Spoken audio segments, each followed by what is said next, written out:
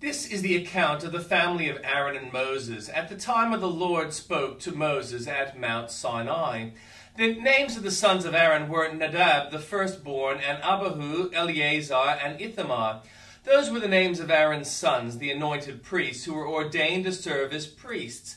Nadab and Abihu, however, died before the Lord when they made an offering with unauthorized fire before him in the desert of Sinai. They had no sons, so Eleazar and Ithamar served as priests during the lifetime of their father Aaron. The Lord said to Moses, "Bring the tribe of Levi and present them to Aaron the priest to assist him. They are to perform duties for him and for the whole community at the tent of meeting by doing the work of the tabernacles. They are to take care of all the furnishings of the tent of meeting, fulfilling the obligations of the Israelites by doing the work of the tabernacles, giving the Levites to Aaron and his sons. They are the Israelites who are to be given wholly to him. Appoint Aaron and his sons to serve as priests. Anyone else who approaches the sanctuary is to be put to death." The Lord also said to Moses, "I have taken the Levites from among the Israelites in place of the first male offspring of every Israelite woman. The Levites are mine, for all the firstborn are mine. When I struck down all the firstborn in Egypt, I set apart for myself every firstborn in Israel, whether human or animal. They are to be mine. I am the Lord." The Lord said to Moses in the desert of Sinai, "Count the Levites by their families and clans. Count every male a month old or more." So Moses counted them as he was commanded by the word of the Lord. These were the names of the sons of Levi: Gershon, Kohath, Merari. These were the names of the Gershonite clans: Libni and Shemel. The Kohathite clans: Amram, Ishar, Hebron, and Uzziel. The Merarite clans: Mali and Mushi. These are the Levite clans according to their families. To Gershon belonged the clans of the Libnites and Shimalites. These were the Gershonite clans. The number of all the males a month old or more who were counted was 7,500. The Gershonite clans were to camp on the west behind the tabernacle. The leader of the families of the Gershonites was Eliasaph, son of Lael. At the tent of meeting, the Gershonites were responsible for the care of the tabernacle and tent, its coverings, the curtains at the entrance of the tent of meeting, the curtains of the courtyard, the curtain at the entrance to the courtyard surrounding the tabernacle and altar, and the ropes and everything related to their use. To Kohath belongs the clans of the Amorites, Israelites, Hebonites, and Uzzielites. These were the Kohathite clans. The number of all males a month old or more was 8,600. The Kohathites were responsible for the care of the sanctuary. The Kohathite clans were to camp on the south side of the tabernacle. The leader of the families of the Kohathite clans was Elizaphan, son of Uzziel. They were responsible for the care of the ark of the table, the lampstand, the altars, the articles of the sanctuary used in ministering, the curtain, and everything related to their use. The chief leader of the Levites was Eleazar, son of Aaron, the priest. He was appointed over those who were responsible for the care of the sanctuary. To Merari belonged the clans of the Mahlites and the Mushites. These were the Merarite clans. The numbers of all a male a month old or more who were counted was 6,200. The leader of the families of the Merarite clans was Zuriel, son of Abihail. They were to camp on the north side of the tabernacle. The Merarites were appointed to take care of the frames of the tabernacle, its crossbars, posts, bases, all its equipment, and everything related to their use, as well as the posts of the surrounding courtyard with their bases, tent pegs, and ropes.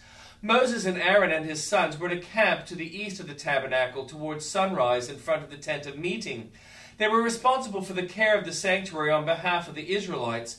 Anyone else who approached the sanctuary was to be put to death. The total number of Levites counted at the Lord's command by Moses and Aaron according to their clans, including every male a month old or more, was 22,000. The Lord said to Moses, "Count all the firstborn Israelite males who are a month old or more, and make a list of their names. Take the Levites for me in place of the firstborn of the Israelites, and the livestock of the Levites in place of the firstborn of the livestock of the Israelites. I am the Lord." So Moses counted all the firstborn of the Israelites as the Lord commanded him. The total number of firstborn males a month old or more, listed by name, was 22,273. The Lord also said to Moses, "Take the Levites in place of all the firstborn of Israel, and the livestock of the Levites in place of their livestock." The Levites are to be mine, I am the Lord, to redeem the 273 firstborn Israelites who exceeded the number of the Levites. Collect 5 shekels for each one according to the sanctuary shekel, which weighs 20 gerahs. Give the money for the redemption of the additional Israelites to Aaron and his sons. So Moses collected the redemption money from those who exceeded the number redeemed by the Levites. From the firstborn of the Israelites he collected silver weighing 1,365 shekels, according to the sanctuary shekel. Moses gave the redemption money to Aaron and his sons as he was commanded by the word of the Lord. The Lord said to Moses and Aaron, "Take a census to the Kohathite branch of the Levites by their clans and families. Count all the men from 30 to 50 years of age who come to serve in the work at the tent of meeting. This is the work of the Kohathites at the tent of meeting, the care of the most holy things. When the camp is to move on, Aaron and his sons are to go in and take down the shielding curtain and put it over the ark of the covenant law. Then they are to cover the curtain with a durable leather, spread a cloth of solid blue over that, and put the poles in place. Over the table of the presence they are to spread a blue cloth and put it on the plates, dishes, and bowls, and the jars for drink offerings.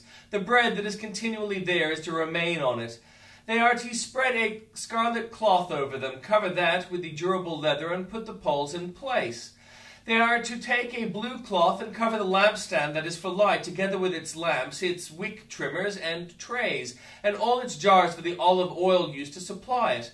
Then they are to wrap it and all its accessories in a covering of the durable leather and put it on a carrying frame. Over the gold altar they are to spread a blue cloth and cover that with a durable leather and put the poles in place. They are to take all the articles used for ministering in the sanctuary, wrap them in a blue cloth, cover that with a durable leather, and put them on carrying frame. They are to remove the ashes from the bronze altar and spread a purple cloth over it. Then they are to place on all the utensils used for ministering at the altar, including the fire pans, meat forks, shovels, and sprinkling bowls. Over it they are to spread a covering of the durable leather and put the poles in place. After Aaron and his sons have finished covering the holy furnishings and all the holy articles, and when the camp is ready to move, only then are the Kohathites to come and do the carrying. But they must not touch the holy things or they will die. The Kohathites are to carry those things that are in the tent of meeting. Eleazar, son of Aaron the priest, is to have charge of the oil for the light, the fragrant incense, the regular grain offering, and the anointing oil. He is to be in charge of the entire tabernacle and everything in it, including its holy furnishings and articles. The Lord said to Moses and Aaron, "See, the Kohathite tribal clans are not destroyed from among the Levites, so that they may live and not die when they come near the most holy things. Do this for them. Aaron and his sons are to go into the sanctuary and assign to each man his work and what he is to carry. But the Kohathites must not go in to look at the holy things, even for a moment, or they will die." The Lord said to Moses, "Take a census also of the Gershonites by their families and clans. Count all the men from 30 to 50 years of age who come to serve in the work at the tent of the meeting. This is the service of Gershonite clan in their carrying and their other work. They are to carry the curtains of the tabernacle, that is, the tent of meeting, its covering and its outer covering of durable leather, the curtains for the entrance to the tent of meeting, the curtain of the courtyard surrounding the tabernacle and altar, the curtain for the entrance to the courtyard, the ropes, and all the equipment used in the service of the tent. The Gershonites are to do all that needs to be done with these things. All their service, whether carrying or doing other work, is to be done under the direction of Aaron and his sons. You shall assign to them their responsibility, all they are to carry. This is the service of the Gershonite clans of the tent of meeting. Their duties are to be under the direction of Ithamar, son of Aaron the priest. Count the Merarites by their clans and families. Count all the men from 30 to 50 years of age who come to serve in the work at the tent of meeting. As part of all their service at the tent, they are to carry the frames of the tabernacle, its crossbars, posts, and bases, as well as the posts of the surrounding courtyard with their bases, tents, pegs, ropes, all their equipment, and everything related to their use. Assign to each man the specific thing he is to carry. This is the service of the Merarite clans as they work at the tent of meeting under the direction of Ithamar, son of Aaron the priest.